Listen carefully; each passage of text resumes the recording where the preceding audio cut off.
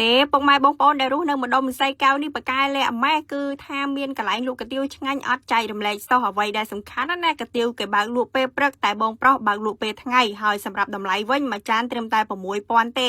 ក៏លក់នៅក្នុងភូមិសាមញ្ញប៉ុន្តែបើនិយាយពីប្រវត្តិលក់វិញពុកម៉ែបងប្អូនជាង20ឆ្នាំហើយនៅថ្ងៃនេះដោយសារតែ Twister កិច្ចបាយថ្ងៃត្រង់ដើម្បីទៅរកអីផ្លែកមាត់អញ្ចឹងណាគួបផ្សំអីប៉ះចំកាទៀវមួយកន្លែងដែល Twister ឲ្យឈ្មោះថាកាទៀវអត់ឈ្មោះហើយ Twister គឺទៅជាមួយនឹង Boost Strong ញ៉ាំពេលថ្ងៃគឺត្រូវមែនតែន Boost Strong គឺរង្វាន់ច្រើនណាពុកម៉ែបងប្អូនហើយកាទៀវគាត់នេះគឺអត់មានឈ្មោះអត់មានអីទេគឺថាគាត់លក់នៅក្នុងភូមិបែបសាមញ្ញក៏ប៉ុន្តែគឺថា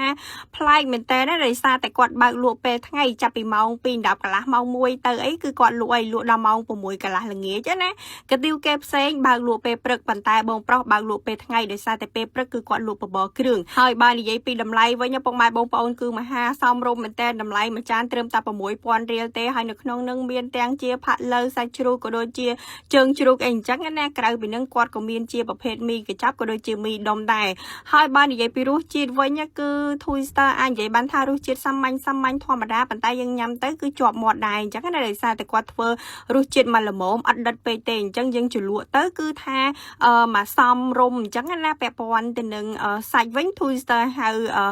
ផាក់លើមួយចានដាក់ជាមួយនឹងមីដុំក៏ដូចជាគុយទាវដែលដាក់ជាមួយនឹងជើងជ្រូកណាជើងជ្រូកនេះគឺថាគាត់ស្ងោរគាត់លាងសម្អាតស្អាតល្អមែនតើណាឡើងសបែបនេះពុកម៉ែបងប្អូនគឺអាចមើលបានហើយនៅពេលដែល Twister ទៅហ្នឹងគឺមានបងប្អូននៅក្នុងភូមិហ្នឹងគឺគាត់មកទិញច្រើនមែនតើខ្លះក៏ញ៉ាំនៅហ្នឹងខ្លះក៏វិចខ្ចប់ទៅផ្ទះអញ្ចឹងណាហើយនៅពេលដែល Twister បានញ៉ាំអាហារថ្ងៃត្រង់អត់ភ្លេចទេជាមួយនឹង Boost Strong ដាក់ទៅពើកម្លាំងមែនតើអ្វីដែលសំខាន់ណា Boost Strong មានរង្វាន់ច្រើនហើយគឺជាផលិតផលដែលផលិតនៅក្នុងប្រទេសកម្ពុជាស្តង់ដារអន្តរជាតិទៀតអញ្ចឹងសម្រាប់ពុកម៉ែបងប្អូនដែលចង់ទៅភ្លក់គុយទាវនៅ